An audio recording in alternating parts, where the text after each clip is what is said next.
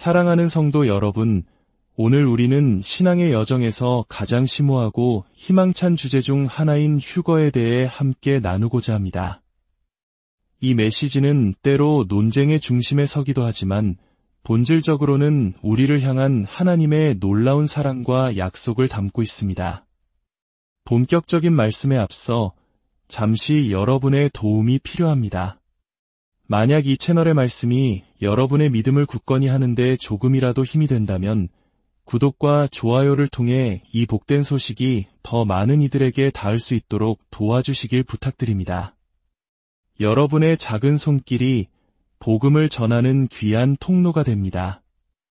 이 말씀을 듣는 모든 분들의 삶에 주님의 은혜와 평강이 가득하기를 먼저 기도합니다. 자, 이제 시작하겠습니다. 휴거란 무엇일까요? 이 단어는 예수 그리스도께서 이 땅에 오셔서 사역하신 이후 그분을 믿고 따르는 모든 자들, 즉 교회를 이루는 우리 모두와 관련된 사건입니다. 성경은 휴거를 신약 시대에 단 한 번 일어날 특별한 사건으로 묘사합니다.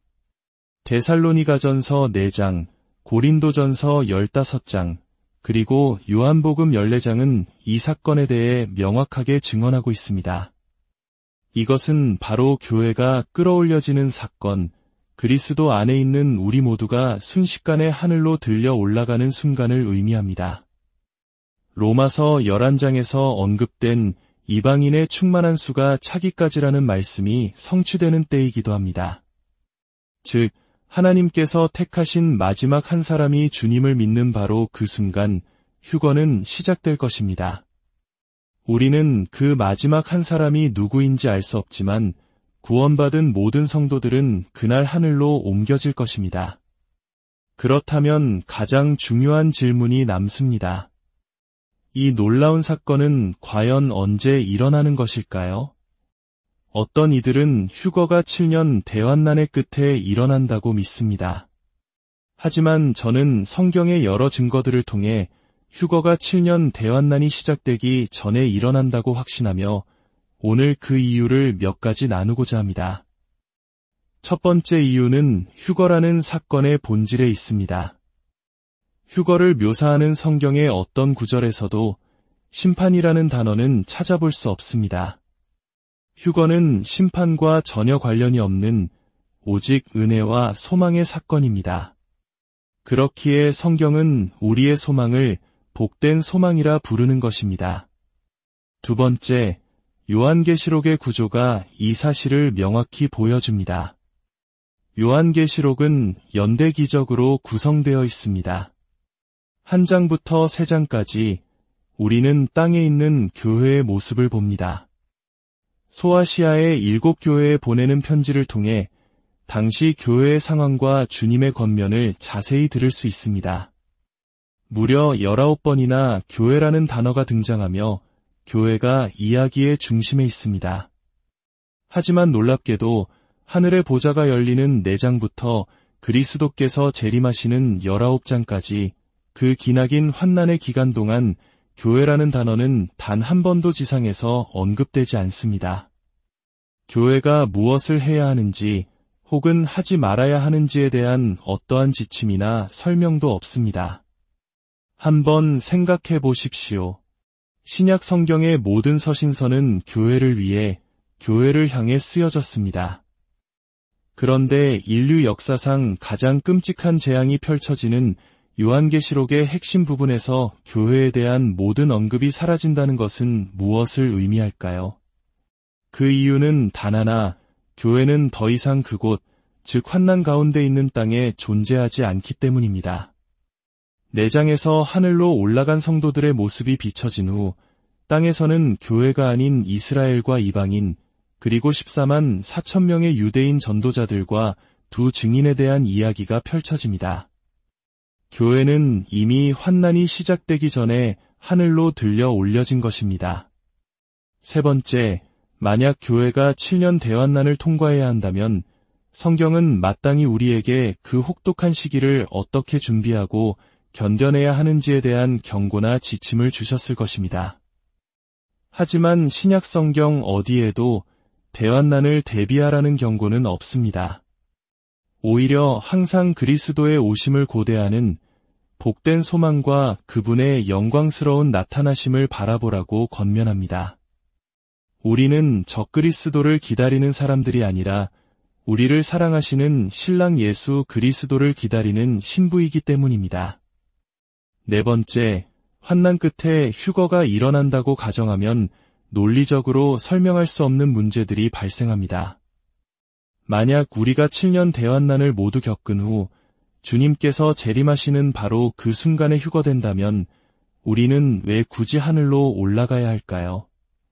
주님께서 성도들과 함께 이 땅에 오시는데 우리는 잠시 올라갔다가 곧바로 다시 내려오는 무의미한 과정을 거치게 됩니다. 이는 성경이 말하는 바와 다릅니다. 성경은 우리가 휴거될 때 주님께서 우리를 위해 예비하신 처소, 즉 하늘에 있는 아버지의 집으로 가서 그분과 함께 있게 될 것이라고 약속합니다. 그곳에서 우리는 어린 양의 혼인 잔치에 참여하고 그리스도의 심판대 앞에서 상급을 받게 될 것입니다. 이 모든 일에는 시간이 필요하며 이는 환난 전 휴거가 있어야만 가능한 일입니다. 다섯 번째, 이것은 가장 결정적인 증거 중 하나입니다. 만약 모든 믿는 자들이 환난 끝 주님의 재림 시에 휴거된다면 이 땅에 세워질 천년왕국에는 과연 누가 살게 될까요? 생각해 보십시오. 재림의 순간 살아남은 모든 성도들은 순식간에 썩지 않을 영광스러운 몸으로 변화되어 하늘로 들려 올려집니다. 그리고 땅에 남아있던 모든 불신자들은 주님의 심판으로 멸망합니다. 그렇다면 이 땅에는 죽음을 경험하는 필멸의 몸을 가진 인간이 아무도 남지 않게 됩니다. 영광스러운 몸을 입은 성도들은 더 이상 결혼하거나 아이를 낳지 않습니다. 그렇다면 누가 천년왕국을 채우고 그 나라를 이어가게 될까요? 아무도 없습니다. 왕국은 텅 비게 될 것입니다. 환난 후 휴거설은 이 질문에 답할 수 없습니다. 하지만 환난 전 휴거설은 이 모든 것을 완벽하게 설명합니다. 교회가 환난 전에 휴거된 후 7년 대환난 기간 동안 전 세계적인 영적 대부흥이 일어납니다. 복음이 전파되고 수많은 유대인들과 모든 민족과 언어와 백성 가운데서 셀 수 없는 큰 무리가 그리스도께 돌아옵니다. 이들을 우리는 환난 성도라고 부릅니다. 주님께서 그의 천사들과 이미 영광스럽게 된 교회와 함께 재림하실 때 이 환난 성도들은 여전히 필멸의 몸으로 땅에 살아남아 있습니다. 주님은 불경건한 자들을 심판하시고 마태복음 25장에 나오는 양과 염소의 비유처럼 환난을 믿음으로 통과한 이 양과 같은 성도들을 그의 나라로 맞아들이십니다. 바로 이들이 천년왕국에 들어가 가정을 이루고 자녀를 낳으며 하나님 나라의 백성이 되는 것입니다. 여섯 번째, 요한계시록 3장 10절은 우리에게 확실한 약속을 줍니다.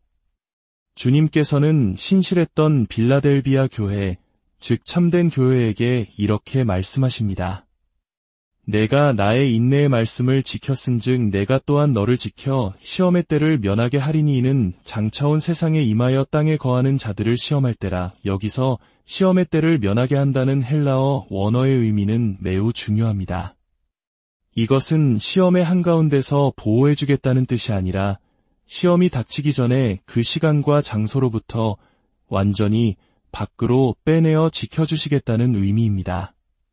주님은 우리를 다가올 환난의 시간, 온 세상을 시험할 그 시간으로부터 완전히 구별하여 지켜주시겠다고 약속하신 것입니다. 마지막으로 요한복음 14장의 위로를 기억하십시오. 예수님께서는 제자들에게 너희는 마음에 근심하지 말라고 말씀하셨습니다. 만약 우리가 적그리스도의 끔찍한 통치와 대환난을 겪어야 한다면 이 말씀이 어떻게 위로가 될 수 있겠습니까? 주님은 이어서 말씀하십니다. 내 아버지 집에 거할 곳이 많도다. 내가 너희를 위하여 거처를 예비하러 가노니 가서 너희를 위하여 거처를 예비하면 내가 다시 와서 너희를 내게로 영접하여 나 있는 곳에 너희도 있게 하리라. 주님은 우리를 데리러 다시 오셔서 그분이 계신 곳, 즉 하늘로 우리를 데려가시겠다고 약속하셨습니다. 이것은 심판을 위해 이 땅에 오시는 재림과는 분명히 다른 오직 믿는 자들만을 위한 사랑과 위로의 사건입니다.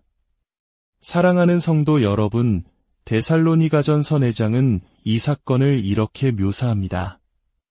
주께서 호령과 천사장의 소리와 하나님의 나팔 소리로 친히 하늘로부터 강림하시리니 그리스도 안에서 죽은 자들이 먼저 일어나고 그 후에 우리 살아남은 자들도 그들과 함께 구름 속으로 끌어올려 공중에서 주를 영접하게 하시리니 그리하여 우리가 항상 주와 함께 있으리라. 성경은 이어서 말합니다. 그러므로 이러한 말로 서로 위로하라. 휴거는 공포의 대상이 아니라 우리의 위로이며 심판의 예고가 아니라 복된 소망입니다. 교회는 다니엘서에 예언된 이스라엘을 위한 마지막 70번째 일에, 즉 7년 대환난 기간에 참여하지 않을 것입니다. 그 시간은 야곱의 환난의 때이며 하나님께서 그의 백성 이스라엘을 다루시는 특별한 기간입니다. 그러므로 이 복된 소망을 가슴에 품고 오늘을 살아가십시오. 우리를 데리러 다시 오실 주님을 바라보며 이 말씀으로 서로를 위로하고 격려합시다. 우리를 영접하기 위해 다시 오실 우리 주 예수 그리스도의 은혜와 평강이 이 말씀을 듣는 모든 분들과 항상 함께 하시기를 축원합니다.